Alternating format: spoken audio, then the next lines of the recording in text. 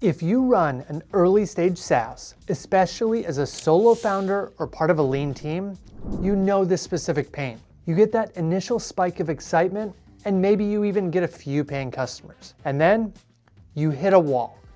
Usually this happens right around that $10,000 monthly recurring revenue mark. When this happens, most founders blame the product. They go back to coding features.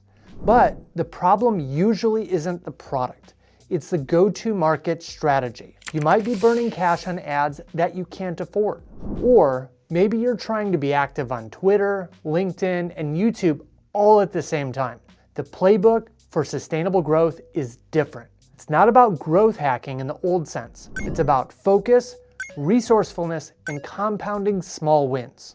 I've looked at the research, and today I'm breaking down 8 specific research-backed strategies to help you break through that revenue plateau. We're going to cover everything from the 90-day deep dive to the specific growth rituals you need to run every single Friday. Strategy number 1, stop trying to be everywhere. The single biggest mistake small teams make is spreading themselves too thin. If you're a team of 1 or 2, you simply cannot compete on SEO, Twitter, LinkedIn, and YouTube simultaneously. You will dilute your efforts. Research strongly suggests you're better off mastering one channel first. Joshua Dorkin, the founder of BiggerPockets, famously advises founders to stop trying to be everywhere. He says to focus on the channel that gives you the biggest bang for your buck. You can always expand later. So how do you choose? You need to identify where your users go for help. For example, if you're selling to developers, double down on technical forums or a developer blog. On the other hand, if you're selling to designers, maybe it's Instagram or YouTube tutorial series. Here's an actionable tactic. Commit to a 90-day deep dive. For 3 months, you do nothing but that one channel. You measure growth, you engage consistently, and you refine your approach weekly. This allows you to compound your results, building SEO authority or a dedicated following rather than having a disjointed presence everywhere. Okay, so you're getting traffic. Now, how do you convert it without a sales team? You need a core conversion asset. This is a single, powerfully persuasive piece of content that demonstrates your value proposition even when you aren't there.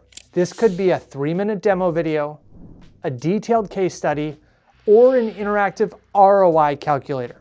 Video is arguably the best format here. Studies show that 88% of people say they have been convinced to buy a product just by watching a brand's video. But here's the secret to staying lean: repurposing. You create this asset once, and then you put it everywhere. Embed it on your homepage, link to it in your cold outreach emails, put it in your onboarding flow, and pin it to your social media profile. If you cannot do a video, do a case study. In high-ticket sales, a detailed breakdown of how a customer achieved a specific result acts as the core asset. It makes prospects think, if it worked for them, it can work for me. Strategy 3, if you do not have a big audience yet, borrow somebody else's. But I'm not talking about expensive celebrities. We're talking about creators with 5,000 to 20,000 followers. Why? Because data shows they have significantly higher engagement rates, around 3.8% compared to macro influencers. Their audience sees them as authentic, friendly neighbors who actually know their stuff. A perfect example of this is Notion. In their early days, they noticed passionate Twitter users and Redditors sharing tips. Instead of ignoring them, they formalized it. They invited them to be ambassadors. One power user, Marie Polin, built an entire YouTube channel around Notion workflows, gathering a massive audience that fed directly back into Notion's growth. You can do this too. Identify who's already talking about your space. Reach out and offer value affiliate commissions, free access, and co-creation opportunities. Remember, 100 highly engaged followers are worth way more than 10,000 indifferent ones. Strategy 4 is about timing. It's called a trigger event campaign. Rather than promoting your SaaS in a vacuum, you anchor your message to create an external event that creates urgency. This could be a regulatory deadline, a platform change, or a competitor shutting down. For example, when GDPR was about to kick in, security SaaS companies ran campaigns saying, "Worried about GDPR? Get compliant in 48 hours. The urgency was already there. the SaaS just positioned itself as the solution. Or if a popular tool announces it's shutting down or raising prices, that's a trigger event. You can immediately run ads for the best alternative to that tool. You're capturing customers exactly where are the most open to change. Now, let's talk about keeping the users that you get. Most startups celebrate signups. Smart startups celebrate activation. You need to build a retention-first activation flow. The difference between a retained user and a churned user is often just a few minutes of confusion during that first session. In 2025, the standard is personalization. Do not give a marketer and a developer the same onboarding tour. Use AI or simple logic to ask them who they are, and then dynamically adjust the checklist they see. Your goal is to get them to their aha moment as fast as possible. If you can shorten the time it takes for them to see value, your retention rates and your revenue will go up. Speaking of activation, if you feel you are constantly rebuilding features but not converting the users you already have, you might be stuck in a feature trap. If you want to avoid that loop and move faster with a proven system, check out the AI SaaS Bootcamp. It's built for founders who want clarity, not clutter. The link is in the description.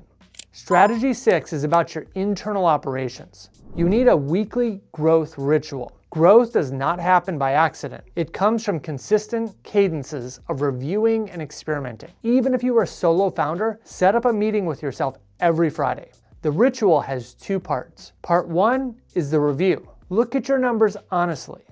Why did signups go up or down? Part 2 is the experiment. Commit to at least one growth experiment for the next week.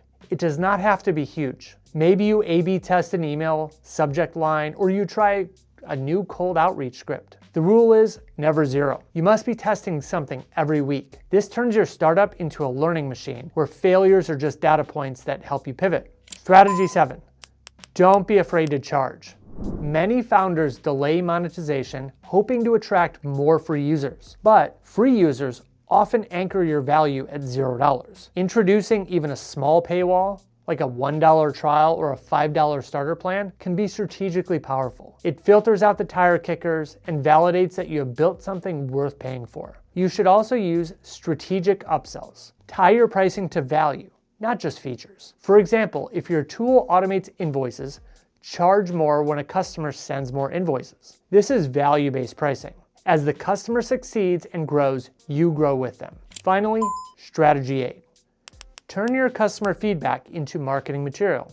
Your customers are constantly writing your marketing copy for you. You just have to listen. If a user says, your software is like a second brain for my team, take that exact phrase and make it your headline. Meet your team's second brain. You can even use transcription tools to record sales calls and mine them for common pain points. And do not hide from objections. If people constantly ask, is this hard to set up? Get a testimonial that says, I got it set up in 10 minutes, and put it right next to your sign up button. You are using social proof to handle objections 24/7. Getting to $10,000 a month in monthly recurring revenue does not require a Super Bowl ad budget. It requires focus, systems, and momentum. It's about picking one channel and dominating it. It's about creating one core asset and reusing it everywhere. And it's about building a weekly ritual that forces you to learn and improve. My advice? Pick one of these strategies to implement this week. Maybe it's the 90-day channel dive, or maybe it's just setting up that Friday growth meeting. Thanks for watching. If you found this helpful, hit subscribe for more deep dives into SaaS growth. Now, go build something great.